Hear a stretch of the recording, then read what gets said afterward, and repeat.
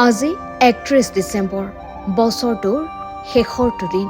আহকচোন উভতি যাওঁ আপোনাৰ মোৰ শৈশৱ কৈশোৰৰ ডিচেম্বৰৰ দিনবোৰলৈ। অমাল স্মৃতিৰে ভৰি থকা ডিচেম্বৰ মাহটোৰ যেন মাদকতাই সুকীয়া, ডিচেম্বৰৰ নষ্টালজিয়া। সেই পুৰণি আপোনাৰ মোৰ ডিচেম্বৰবোৰ মনত পৰেনে? কিমান কি যে স্মৃতিৰে দোলা দি আছে আমাৰ এৰি অহা ডিচেম্বৰবোৰত। বছেৰেকীয়া পৰীক্ষা দিয়া ভয় লগা ডিচেম্বৰ, বছেৰেকীয়া পৰীক্ষা শেষ কৰি এটা বছৰৰ পাঠ্যক্ৰম শেষ কৰাৰ পঢ়াৰ দায়িত্ব শেষ হোৱাৰ এটা আনন্দৰ মাহ ডিচেম্বৰ। ডিচেম্বৰক লৈ কত কি যে পৰিকল্পনা, কত কি আশা।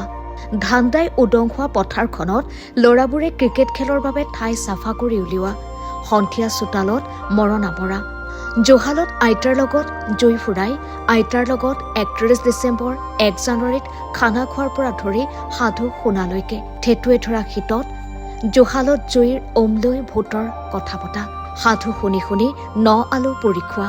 তেতিয়াৰ ডিচেম্বৰটো সঁচাকৈ ভাল লগা আছিল।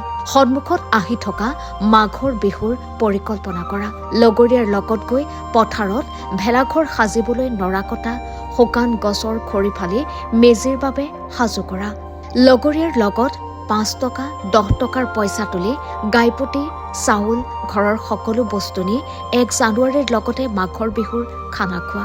এয়াই জানো ডিচেম্বৰৰ পৰম্পৰা নহয়? সেইবাবে আপোনাৰ মোৰ সময়ৰ ডিচেম্বৰবোৰ ভাল লগা। আচলতে এসোপামান নষ্টালজিয়া কঢ়িয়াই ফুৰা এটা মাহ ডিচেম্বৰ।